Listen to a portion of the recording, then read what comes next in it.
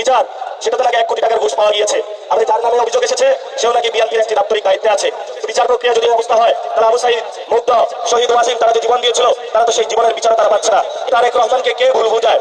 তো তারেক রহমানের রাজনৈতিক উপদেষ্টার নাম আপনারা জানেন? আমি স্পেসিফিক আকারে বলতে চাই, বাংলাদেশে গণতন্ত্র মুক্তি পায় নাই। যেই সরকারটা হয়েছে এটা একটা গণতান্ত্রিক সরকার। কারণ আপনি যদি গণতান্ত্রিক সরকার গঠন করতে হয় তার পূর্ব শর্ত হলো একটি ফেয়ার এন্ড ক্রেডিবল ইলেকশন প্রয়োজন। কিন্তু এই ইলেকশনে দেখেছি আমরা ইঞ্জিনিয়ারিং হয়েছে, এই ইলেকশনে দেখেছি ভোট ডাকাতি হয়েছে, কেন্দ্র দখল হয়েছে এবং সিস্টেমেটিক একটা অপারেশনের মধ্য দিয়ে বাংলাদেশি জনগণের যে রায়, সে রায়কে দিল্লিতে এবং লন্ডনে যে চুক্তি হয়েছিল সেই চুক্তি অনুযায়ী সরকার গঠন করা হয়েছে। ময়ূর তার বেগম যদি কাকের উপরে পড়ানো হয় কাক কি ময়ূর হয়ে যায়?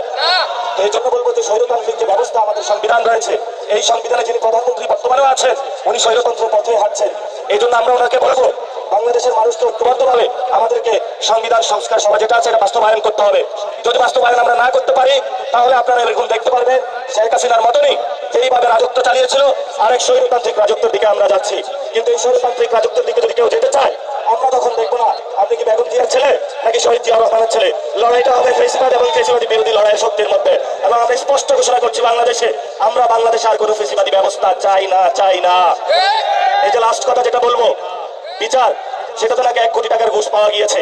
আবার যার নামে অভিযোগ এসেছে সেও